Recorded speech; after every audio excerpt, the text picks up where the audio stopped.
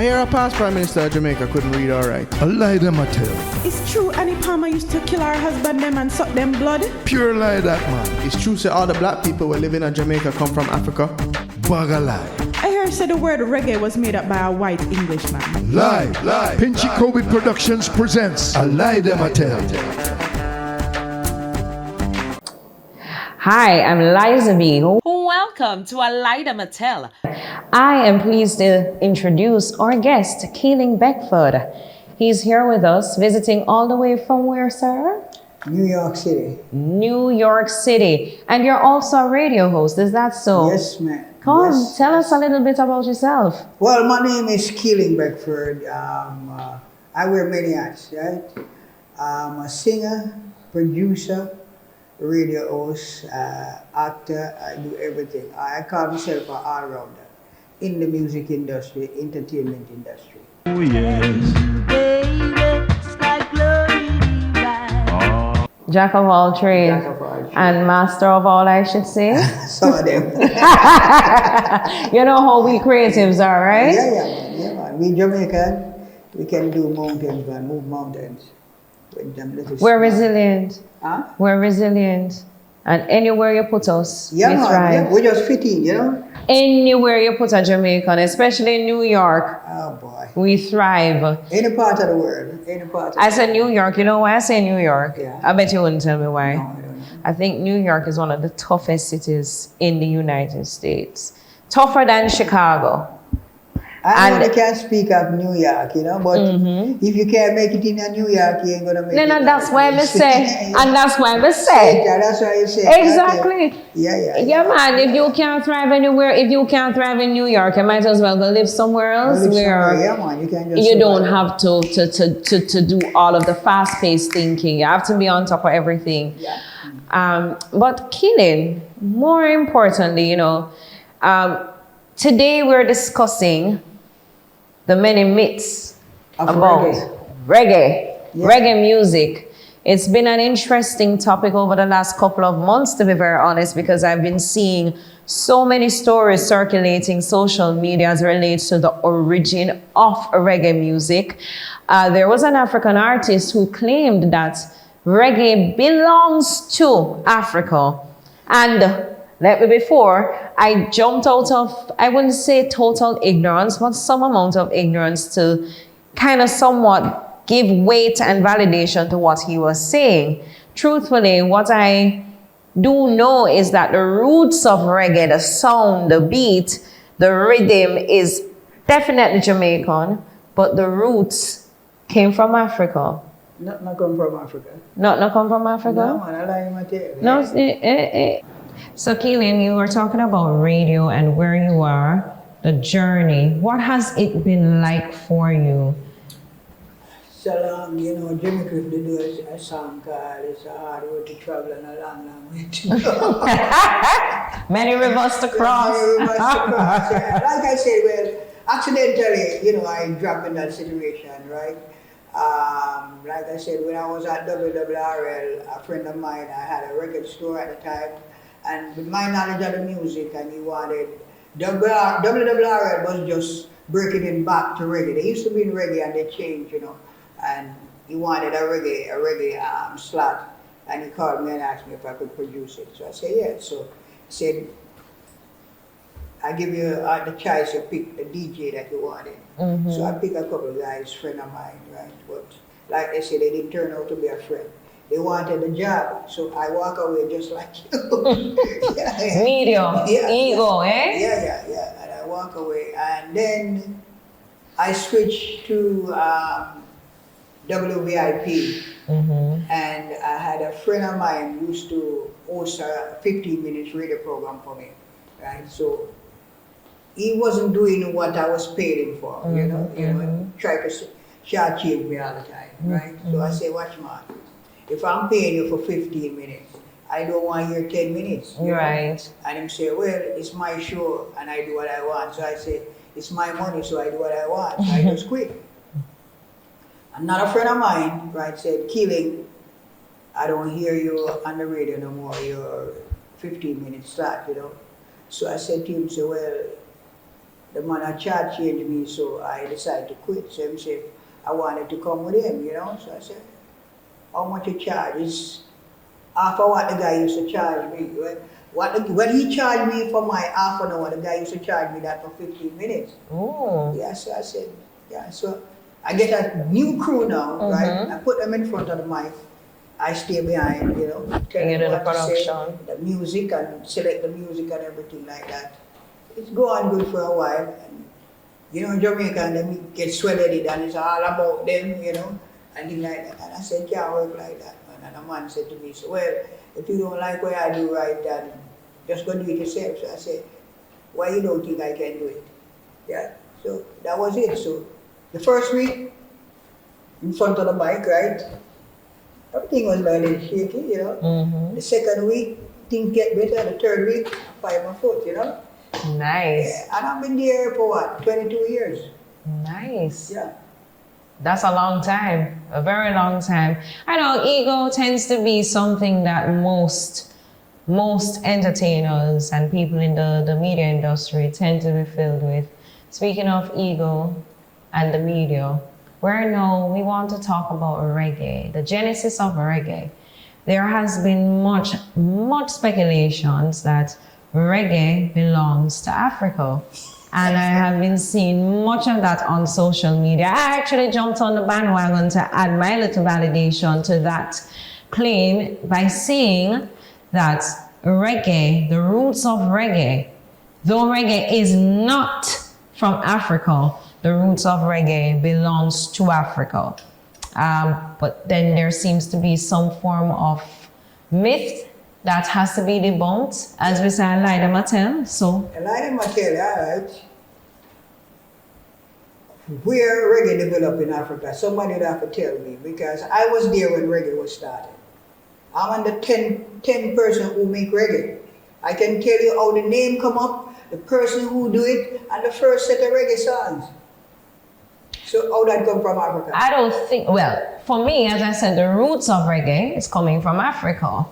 Well, they say the drums come from Africa, but I wouldn't say that the reggae music or ska music or rocksteady music come from Africa. It developed right in Jamaica. Okay, so when you say it's not from Africa, are you saying that there is no association, affiliation? No, none whatsoever. Wow, interesting. And all this time I thought that, because music, when we think about Africa, we think about the congregations, we think about the slave trade, we think about how slaves communicated with each other through music. Yeah. And so therefore their drums, their horns, they're coming together to create a combination, a fusion, a musical fusion. Yeah, you have all kind of music, all forms of music, right? But we're talking about reggae music, and that's Jamaican music, you understand me? So it don't have no play, no relationship. As far as me concerned, right? Everybody have their own view, right? But as far as me concerned, Africa had nothing to do with reggae music. So far, right? What they did, remember, right? In the 60s or 50s when the music started, right? A lot of people in Africa didn't even hear or know about it. A lot of people think that reggae was break in Jamaica. Reggae didn't break in Jamaica, it break in London. Really? Yeah. In London? Explain that to us. Right? Okay. The man who started reggae, nobody talk about him. Nobody give him credit. His name is Clancy Eccles. Lad wife turn a pillar of salt. Lad wife turn a pillar of salt. Lad wife turn a pillar of salt. Down in Saddam and Gomorrah. I mean, who talk about Coxsone and this and that. Clancy was trying to change the beat from Coxsone. So that's it. Clancy Eccles. Clancy Eccles used to work with Coxsone, him and Lee Perry. They was partner right on Orange Street, and they decided to change the beat on Coxsone because Coxsone was dominating in rocksteady. So they want to change the beat. So that's how the whole thing come up. And then, because rocksteady was a faster pace. Slow. It was slow? Yeah. I should have known from the start I'm trying to remember listening. I'm just having a background memory here of Rocksteady. And it has a... So isn't it... So which one is is it Sky that is faster? Faster one. So Rocksteady was a slow one. Rocksteady. Right. They pick up back the pace with reggae. Reggae. I was running like a fugitive all the time. Right. Because I was just about to say that reggae was the up-tempo version of ska and Rocksteady. Yeah. Okay, cool. So when was the first reggae song produced? Reggae started between the end of 1968 up to 1969. Right? You have three guys. Clancy Eccles, Lee Perry, and a guy they call Andy Cap. He was the engineer. Lee Perry, Scratch Lee Perry. Scratch Lee Right. Perry, yeah. So they started to experiment. And they come up with this rhythm, right? You have a guy called Glenn Adams. Gonna write you a letter, turn it in a song, let go memory. Okay, he come up with a shuffle. He changed the shuffle a couple times because I don't know if you ever heard about Janko Skank. The Janko Skank. Baby, will you do that? No. Yeah, never. that was part of the development of reggae. You have a creeping organ. If you listen to a song called Hollywood Hill by the Fabulous Flames. Sing a song. You hear that song. Nice. Right? And Derek Morgan did one that a cover version of Benny King. Right. Yeah. It's called, I think it's the last song. I don't remember the name of it, but it's what a Benny King. I can look it up and tell you. Yeah. So that's the whole thing come up. You understand me? So the first song was a song called Time Is Marching On by David Isaac. Time marches on. Produced by Clancy Eccles and Lee Scratch Perry. The second one is called Bagaboo, I'm the King of Reggae by Clancy Eccles. Why are you acting like a vagabond? This is interesting to me because I've never heard of David Isaacs. In all the mentions of mentionings where we've listened and we've heard of the Bob Marleys, the Jimmy Cliffs, the Dennis Brown, there has never been a mention of a David Isaac or David Clancy Isaac is out Eccles. there a long time from Ska days, right? But you have a lot of people come before Bob Marley and Jimmy Cliff, all right? My family member, right, sing the first hit record in Jamaica, Easy Snapping, Theophilus Beckford. Easy snapping.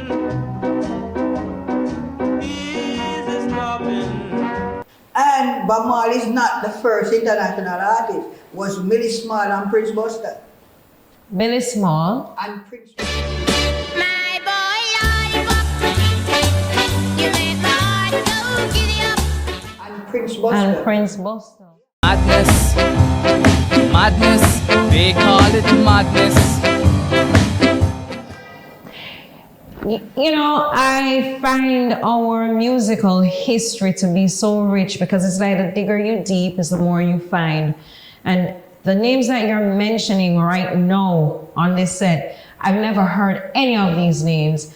And this is where I will implore and encourage most of our musicians and our historians to start documenting. Well, nobody documented the music in Jamaica doesn't have anything documented. No. And it's really sad because if you're sending and this is why we don't know our true roots and our true history, because there are a lot of things historically that has taken place in Jamaica by many persons that is not recorded, it's not archived. There's if you go to the National Library of Jamaica, I'm pretty sure we would not be having this kind of information found down there. Me, as far as me concerned, Jamaica didn't have a music industry. Just some man try a thing, you understand me? And the producer, them keep everything for themselves, right? When I was coming up, right, the standard in the music business, you sing a song and you get 20 pounds, no more, nothing else. And the producer owned everything. All the rights. All the rights. You never have no rights. As a matter of fact, we wasn't singing for money. We just want to hear our name on the radio, and we have a lot of girls and go dance and this and that. Keeling, Beckford, that, you know, right? And Dennis Brown, that, and this, and Gregory Isaac, that, and, you know, so, you know. So it really was just about fame and having the ladies by your side. That's right. But no true vision with your craft and the wealth that could have been amassed behind it. No, sir, you know. Which is a question I've always asked myself. Why is it that we find that most of these... and it just don't happen to Jamaica alone, you know. You know, when I went to the States, right, and start mixed with American artists, they've been through the same thing that we've been through. Mm-hmm. Yeah. I do believe you.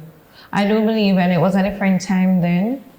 I think everybody was just trying to thrive on being popular, being known, and get their creativity out. Oh, yeah, they just want to be heard, you know. Right. It's all about just want to be heard, and you know, no monetary gain was behind it for the artists.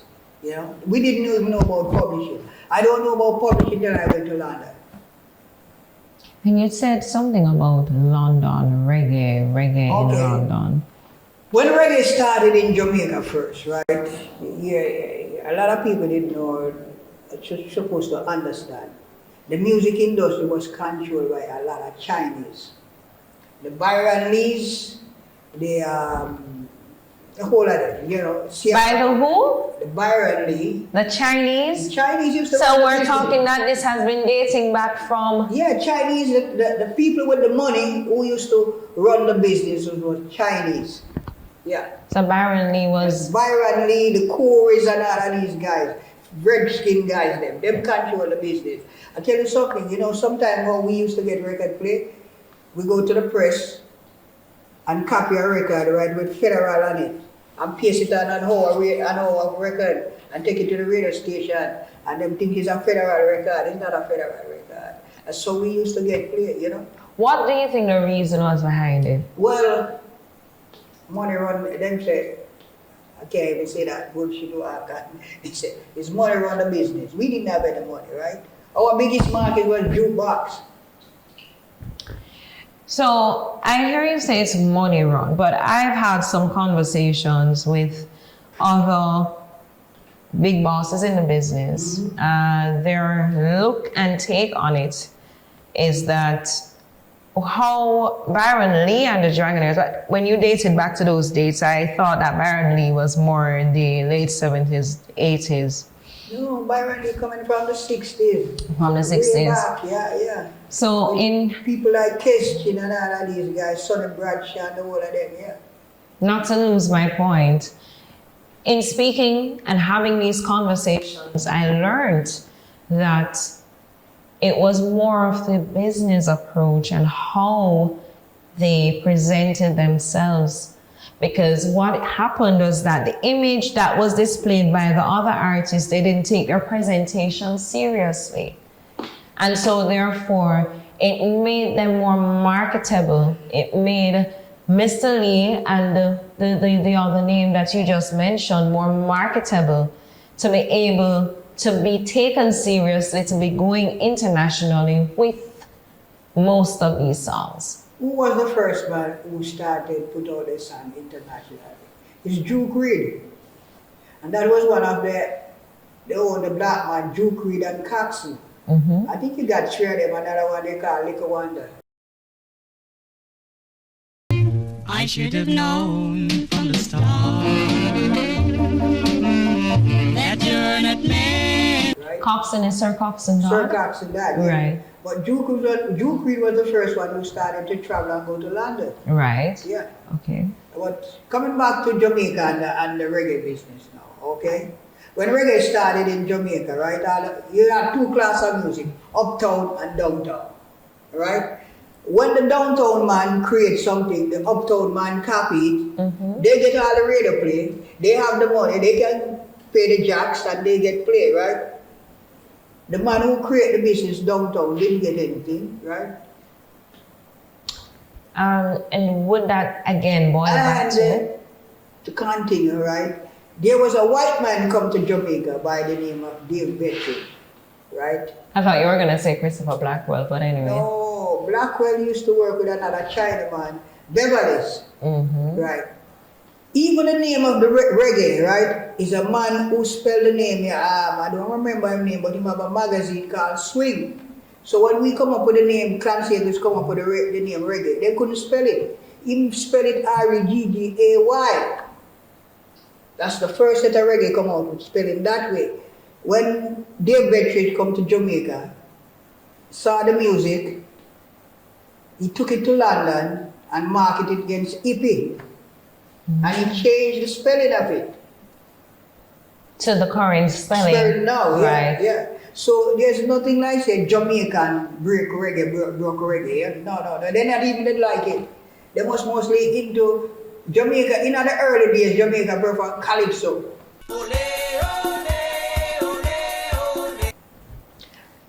So it's been going on for quite some time because it is still a much more preferred music here. Yeah, they prefer calypso, yeah. Because alright, there's no Jamaican who born and grow in Jamaica get the treatment like Mighty Sparrow, Arrow and all of these guys like how they get in Jamaica. Would you say that is because of the lyrical content? Because we Jamaicans, we must be honest with ourselves. We are a very overly sexualized set of people. Our lyrics are very graphic sometimes, and even in these emerging times where music has changed a lot, the landscape of music has changed a lot. It has become a lot more sexually implicit. So would you say that even then? In the dancehall era, right? But that wasn't going on like that in rocksteady and ska and the early days of reggae. People used to write good lyrics because it was all competition. Yeah. Well, reggae is always a cleaner version and the cleanest music that is out there when you compare it to, and there's no comparison to dancehall really, because reggae music is really conscious, clean. Conscious, clean music. Conscious and clean music. So, it's hearing from you. So we've always been like this. Clearly it's nothing new. We've always been leaning more on the side of the foreigners who, have come into the space with their music. Yeah. Like I said, right? Reggae didn't break big in Jamaica because a lot of people don't know, right? One of the first international reggae. This wasn't done by Jamaicans, it's done by 3 girls, white girls, they call Johnny Reggae. Johnny Reggae? Yeah. Spell that for me. Just like Johnny Reggae. J-O-H. The reason I'm asking, I need to do my research. Yeah, Johnny Reggae, the group named the Piglets. Reggae, reggae, reggae. Here comes Johnny Reggae. Johnny Reggae, reggae, lay on me. And they were from London. From London, 3 white girls. Well, you see, nothing new. That's all we are. Anytime you do well overseas, then you're embraced here. No, so it stays? Yeah, man. Same way. And it continues to this day. And artists in Jamaica will be working their butt off, producing good music. And the moment that they're received overseas, and I would bring it back to even a Coffee. Coffee's music, I'm pretty sure if she didn't get the recognition internationally and the appreciation and how she's been embraced, I don't think that we would have embraced her. I don't think the same for Chronics. We have always been a very prejudiced set of people, and I think maybe it is from our European background because the landscape of colonialism has impacted us in a very, very negative way, where we scoff at what we have. We don't appreciate, which is why we can easily sell anything out, which is why we don't have a right when the Grammy Awards gave, were they American or European? Some European guys, I believe, the best reggae album of the year. And then we're here getting upset and in our feelings, but we never truly owned our own music. See what, the group there, they've been around a long time, They've been around a while because I did my research. Yeah, and they pay their dues, right? I don't have no quarrel that this man come from here, so from here, so and win the Grammy. As long as you work. And you pay the dues to it, and I think it's an honor. But what it shows you is how conveniently we become patriotic about our music and what belongs to us when a foreigner decides that they're going to tap into what we already have, because we have sold our culture out, really. I don't think going back from the 60s coming up, right? Singers, I don't think we realize what we created and what we have. So we just go out and sell it cheap. I still don't think we know what we've created Still today, to this day in 2022. Because here you're telling me about this, I'm literally like, it's like that light bulb that just popped in my head. Are you serious? And today in 2022, we're still having these kinds of conversation. Because you have a lot of singers, right, that hit the British top long before Bob Marley, right? You ever heard of a group called the Pioneers? Mm-hmm. Yeah, yes, I've heard of that group. These guys was one of the most popularized group in the whole Europe. You keep telling me yes, but you don't mean it. You keep telling me no. Right? Another guy named Nicky Thomas.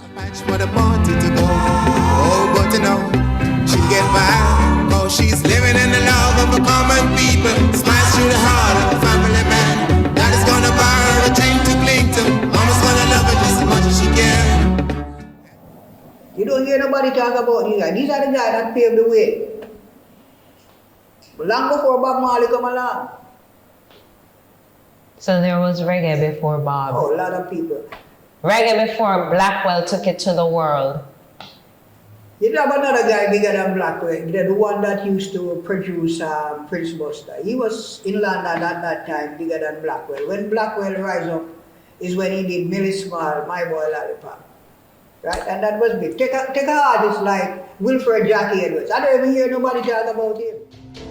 Tell me, darling, tell me you love me so.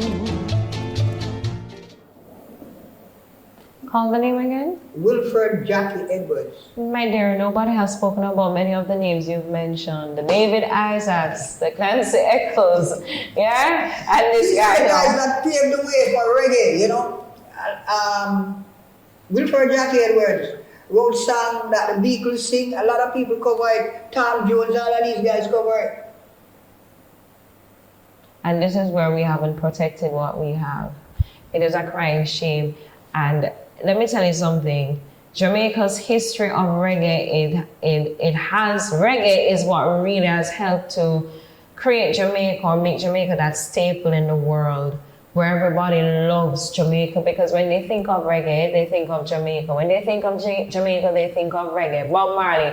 That's the first name. And I think from a marketing place, that we have to give credit to Chris Blackwell and Bob for allowing it to take on its wings and to be where it is now, and as recognized and as loved as it is. Wouldn't you agree? I think you have to give credit to the first Jamaican that started Trojan Records, right?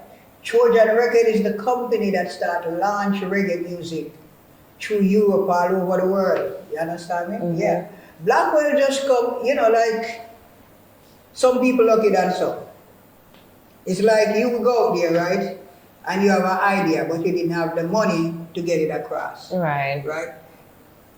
Blackwell have the money and the know because he was part of Trojan Record. Oh. Yeah. Okay. He was part of Trojan Record. So that's why Blackwell, and I can't remember the name of the guy, but he was a Jamaican, an Indian guy. He was a Jamaican. There's a movie out called Rude Boys. Trojan Road Boys. You're supposed to watch it and take a look at it. And you get the history how the music started in Europe. In Jamaica is something else different. In New York is something else different. And in London is something else different. Interesting. Reggae has taken many journeys throughout the world. Because I was in Spain the other day. And a man there from all the way from Morocco come to see me and want to record a whole album with me. No, if I did tell a man, say a man that Morocco know about Keeling, Beckford, I say, like, yeah, tell. And Liza B tell. Liza B tell, yeah. But it's so the music travel, you know. Boy, Keeling, I must tell you, this has been a very well-informed session. I appreciate this bit of education, and I'm sure there's a whole lot more. I don't even start scratching because I don't even start telling my story yet, you know. Well, I would love to hear the story. The story of reggae music. It's coming far away, you know. Like I said, in the early 60s that I know, when I come up, 68, it was mostly the chorus, the Byron Lees, and that was before Siago time, and you only have Coxsey, 2 female producers, Miss Patty and Miss Barnett, and I can't tell you much about Ska. Ska is, I was going to school and I only listened on jukebox because I come from St. Mary. I was born in Kingston, grew up in St. Mary, Islington. One of the first artists that come out as Islington. The second artist that come from St. Mary, or maybe the third, Clancy Akers is from St. Mary. He started singing before me, long before me. Wow. And you have 2 guys called Owen and Leon. Where I was reading, I'm trying to remember the source of my information, but I learned that ska was the music that the plantation workers or the what you'd call it there now. Ska come out of rhythm and blues. Rhythm and blues, R&B, right? But I learned that, I read it somewhere where the plantation workers on a Sunday would create their little circle, and then that is where they would do the little ska move and they would be dancing to it, and then after that they would return to their place of abode. Is that so? I don't know, I wasn't around that time. Oh, so I can't tell you. I would have lied about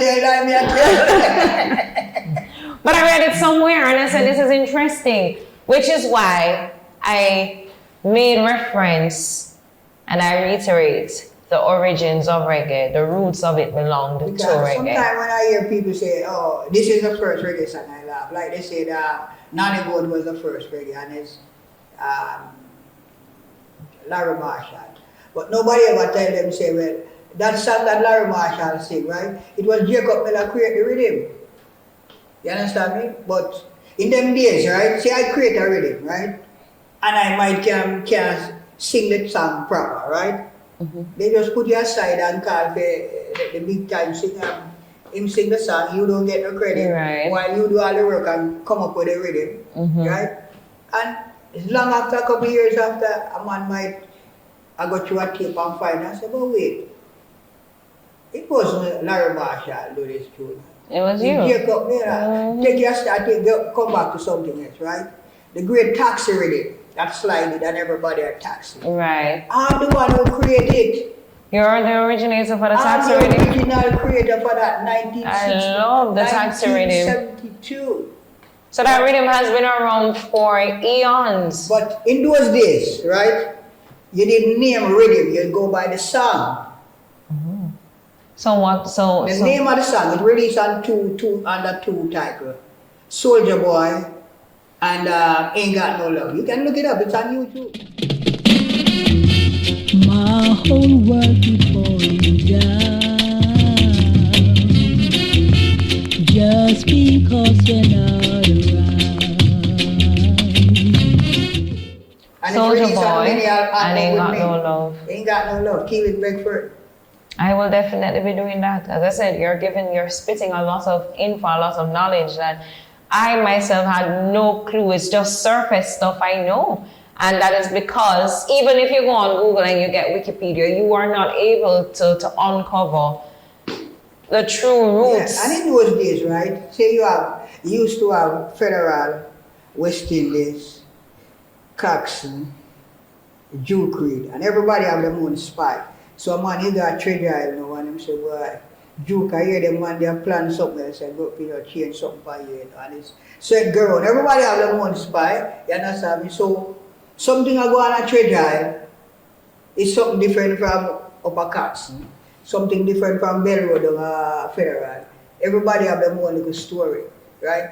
So that's how it really goes. But no man can say, well, it's me create this. No, the man who come up with that is Clancy Akers. One of the first reggae tune to it was a half reggae between reggae and rocksteady. Is it's between rocksteady and reggae. It's Say What You're Saying. It's right. Eric Monty Morris. Wow. You listen to changes there. And that was Clancy Akers' work. I hear people say, it's Bangarang. Bangarang make long after. Even when they say Toots make reggae, When Toots come from prison, he make 54, 46. That time he make a reggae tune called Susie Wang, long time. But it all come down to the label. The man who would upon the bigger label get the credit.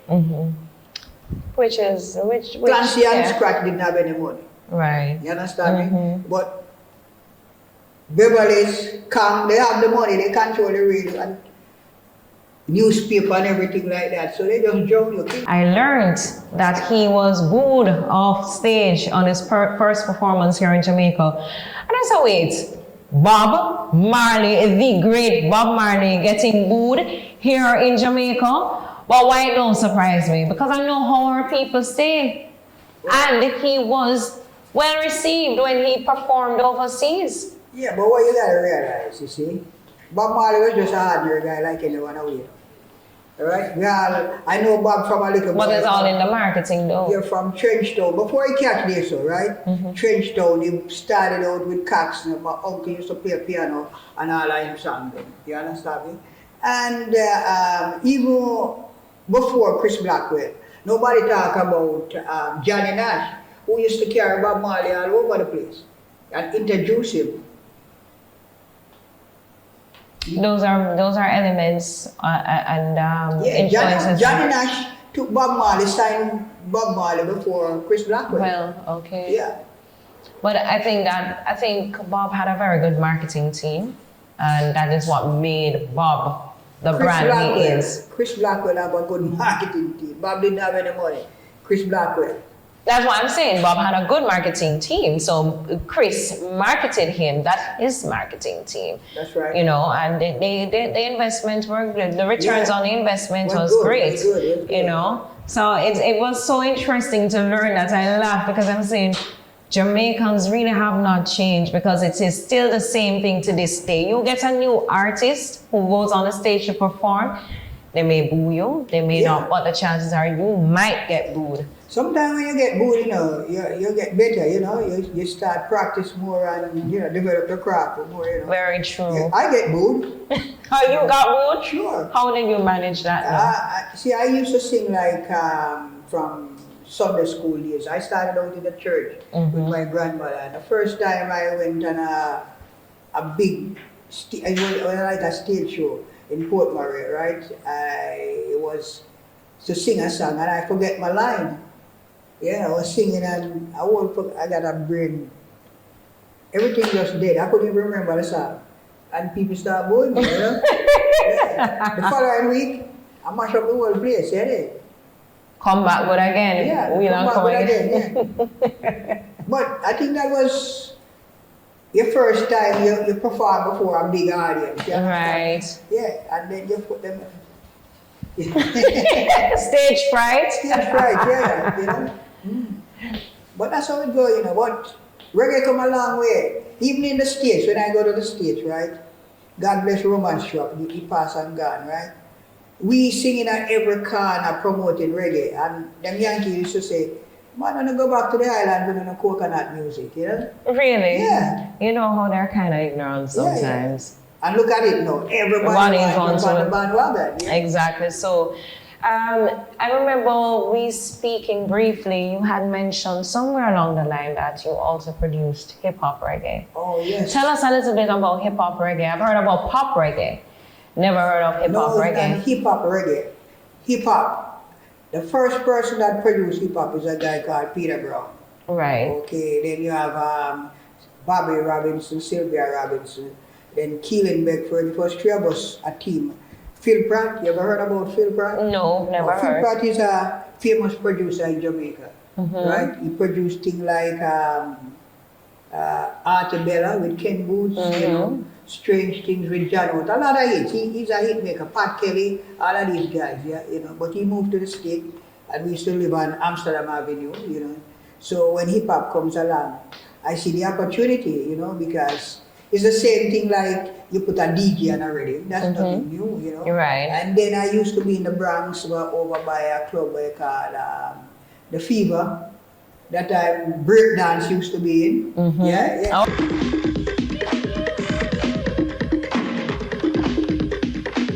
Oh yeah, I remember the break dance. I remember the days like skating ring. As a child, I would see everybody doing this and going on the head top and yeah. So what we did now, I used to be a friend with Curtis Blow, right? So I sit down and watch the craft and what they're doing, and it was nothing new to me, you know? Right. So you have a group named Queen, and they have a song called Another One Bite the Dust.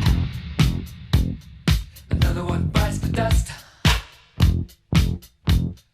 Another one bites the dust.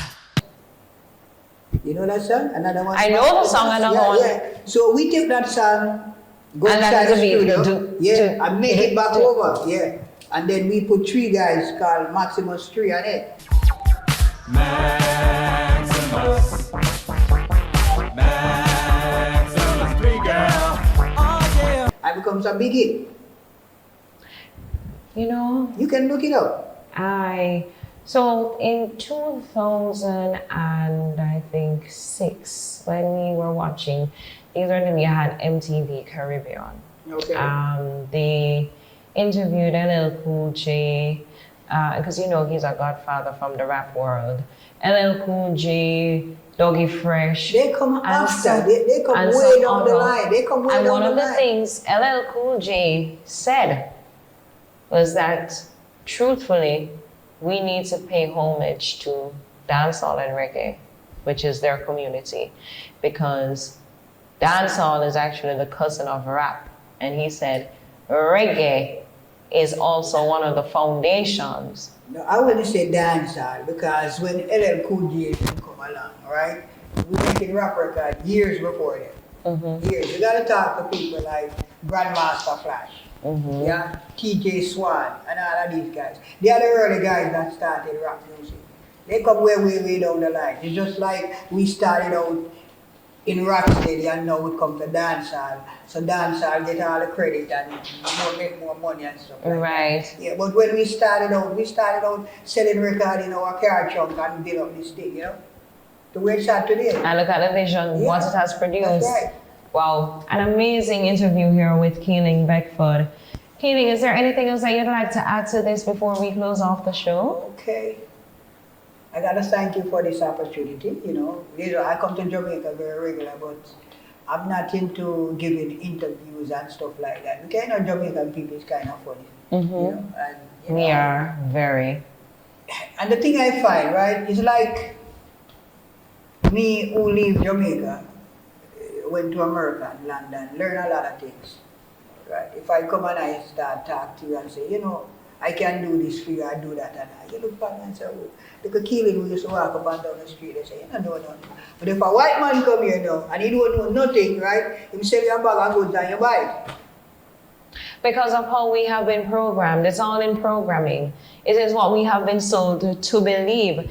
Thankfully, in these times, most of us, and I would say in my generation, we've pulled away from that concept because we know who the biggest generals are.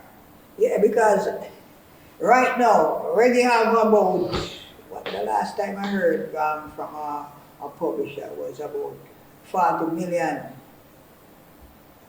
in escrow for Jamaican artists and producers and musicians, but they don't know how to get it. 40 million? That's rich numbers right there. Oh man, reggae music is a gold mine. Very much so. Yeah, but a lot of us don't know how to monetize. Mine it, yeah. Right. I have a company that I just started out in England with a couple of friends of mine, okay? Studio 16, that we doing vinyl, strictly vinyl, because vinyl is back. Vinyl is the biggest thing. The vinyl record is back now? Vinyl is the biggest thing. I remember my grandfather, my appreciation for music started through my grandfather because he was actually a cop in New Jersey. So I used to go to New Jersey as a child a lot, and he lived, you know, New Jersey is suburbs. Yeah. And part of it. And he had a really huge garden, and every Sunday he would set up his turntable, listen to the LPs and 45 and the vinyl records, and he had Percy Sledge, he had the Bob Marley, he had all of his, and he was very organized. He had his reggae, stack, his ska stack, and he had the rock steady, and then he had his soul music, yeah. and his R&B, the rhythm and blues, and he had his jazz. And he would just put it in, and I would just watch him, and he would just make a mood out of a Sunday. And then when he slips in, what I will always remember every time I hear Buffalo Soldier, I remember as a little girl sitting down in the garden and hearing my grandfather playing, and he would just go and rewind that record, you know? So the vinyl records, I hear that they're coming back. What is the reason? It's here. Vinyl, I tell you something, right? CD's gone, right? Vinyl is the biggest seller right now, right? Vinyl take over streaming. Well, that's what I'm asking you. Why is that so? When CD was smaller, more compressed meter, what is it? Tell you what, there's nothing new in the world. Everything go around in circle. I'm realizing that. I'm learning it. Yeah, and guess what is going to come back? CD going to come back again too. Going to come back. Yes, it is going to come back. Video going to come back. Right now, video. I'll tell you something. Cassette tape coming back. It's right coming now. back too? Yeah. There is a place down, I think it's in downtown, that they actually, they use a lot of cassettes, but that is also to give it to you on a CD format. They will convert whatever they need to convert. I don't know how they do it. Put it on a CD or they give it to you on a flash drive, right? What they said, because a friend of mine, he had a collection of Les Brown cassettes, and he got them from his dad. He wanted to throw them out. He said no, because there is a lot that is on it that you really don't see on YouTube. Right. Yeah. And that is when Les Brown was highly marketing himself, and he went down there and they told him, it's a good thing you don't throw it out, and I wouldn't advise you to throw it out at all. Right? There's a movie called Summer of Soul, right? It's about R&B and stuff. That music, that concert was shot way down in the 60s. The guy who shot it was trying to market it. As a black man, it's hard at them time to get on a platform and do stuff. So he just threw it in his basement. He died, right? So the wife wanted. They have the house there for about 60 years, I heard, right? So he wanted to sell the place, you know? So he bring in people to inspect the place and things. So they see all these tapes pack up in a corner, so they didn't know what it was. So he had some people out friends of them, and they said, you know, some kind of tape and stuff like that. So one of the guys said, I know somebody who in the business, and he can tell you what this is. So they go and get the guy and he check it out, and when he look, and because he got the equipment and stuff like that, it was a gold mine. Yeah. Wow. And so what he did, the lady want to sell the house because she didn't have enough money to keep on carrying her husband. That he paid off her bill and tell her keep the house. Keep the house. Yeah. I need to find some luck like that. Yeah, you know? So sometimes we can say, all right, I've been doing videos because I not even touch on that, right? From 1960. And I have one of the largest catalog contents of reggae. All of these shows that I used to keep, I'm the one who put them out, from Sunsplash, Sunfest, you name it, Fort Clarence and all of these things. When them guys keep on doing shows, me they call, right? And I used to come video it. People used to laugh at me and say I'm throwing away my money, but they didn't see the big job, you know? Right. They don't understand. And if they don't understand, it's easy to judge when you don't understand. Take for now, like 20 or 30 years from that, now, right? How many generations come and didn't know that? And we got and how many will continue to come through and not know? Yeah, you know how many companies wanted to buy my catalog right now? It's priceless. Priceless indeed, and you can't put a price tag on things like that. Because a lot of these guys are not here anymore. Treasures. Jamaican treasures. Jamaican, yeah. Yes, absolutely. Well, Keeling, thank you so much. It was an honor, my dear. It was an honor for me because, as I said, you've been spitting knowledge that I had no clue about. And I look forward to having you here on this show again with some more information. Anytime, man. Just call on me. I'll be there. There you have me. I will definitely be in touch with you. So, as you know, Dem A Tell, we always have to debunk the myths. We don't know the truth. And the more we learn, it is the better it is for us because we don't have much knowledge of our true Jamaican culture, our rich heritage, and our musical influence, and the roots of our own music, which is ska, rocksteady, mental, reggae, and dancehall. And one time they used to call it blue beat too. There you go. So, and before we go, Keeling, I need to know for our listeners, what's the name of the radio station that you're on? Give us the links where we can find you. WBIP 93.5. And what are the hours? My hour is 12 to 1 every Wednesday. Jamaica and New York on the same time, eh? No, 1 hour ahead. We're 1 hour ahead. Yeah. Okay, So when it's 12 o'clock in New York, it's 1 for us. No, 11 o'clock. No. New York is an hour ahead. No, Jamaica is an hour ahead. Something like that? No. Yeah? If you're 12 and we are 1 hour behind you. If we're 11. Yeah. Yeah. Yeah. So you would be on for us 11 to 12 when you're in New York or 12 to 1. And you asked me why 1 hour, you know? We are the big station, WBIP is the biggest Caribbean station in the whole America that I know of. We go 24 hours, okay? And radio time is very expensive, you know, because it's an Italian man own it. We don't own anything, you know, so. We need to change that, though. Yeah, so you got to work with your pocket. You can't hang your hat where you can't reach it. Yeah. So I've been there over 20 years, you know, same slot. Yeah. Fabulous. Yeah. Well, you know about Ken Williams, right? Yeah, man. He started that station. He come up to me every Wednesday night. Nice. Yeah. I'd love to meet him. I've never met him. Yeah, Ken Williams is a legend.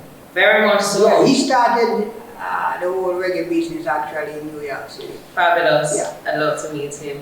Well, Keeling, thank you so much again. It has been a pleasure. And I will definitely be listening to your show. Okay. And feel free to send me a link too. Yeah, I can send it to you every Wednesday. Please. Yeah. And if you ever drop in New York City, call me up, man. I'll come over to the studio. Yeah, put you on for 1 hour. I'll definitely be here. I'll host a show.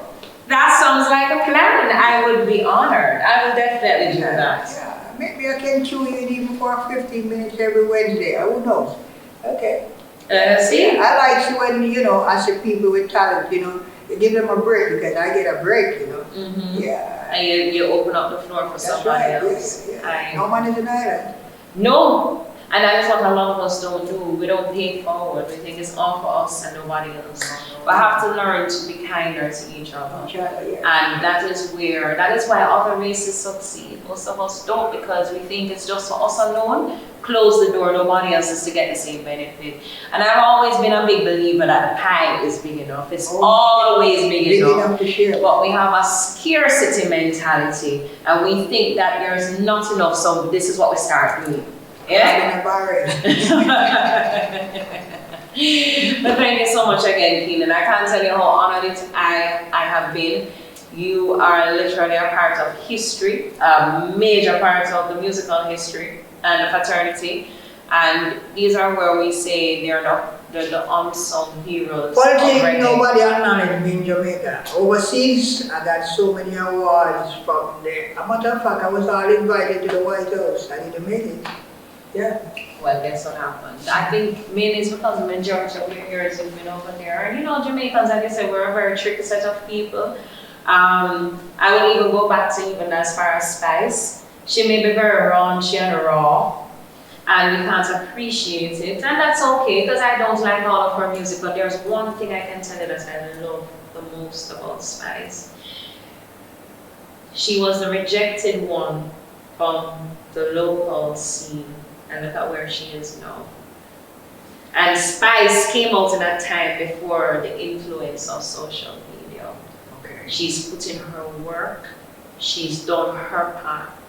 And when I see someone like her, even though there has been many darts thrown at her, being rejected, her true accolades and her true glory was set for her when she made her crossover to the United States. That's how it goes sometimes. You know, so I say that to say, in your situation, it likens.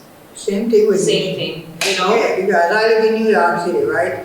I'm more shows in New York City, you don't see me on it, but I'm popular in Europe. I travel, Brazil, all over the place, right? People call me when it comes to summer, Keeling, you're available. I say, watch man, I don't have no time right now. I try to develop my record company. And you gotta work on it, you gotta do it. Thank you again. Thank you again. Pleasure. Dem A Tell, and he will be back on the show. Don't forget, it's Liza B. Keeling, Beckford, say that. Liza B. Pinch Kobe to the world.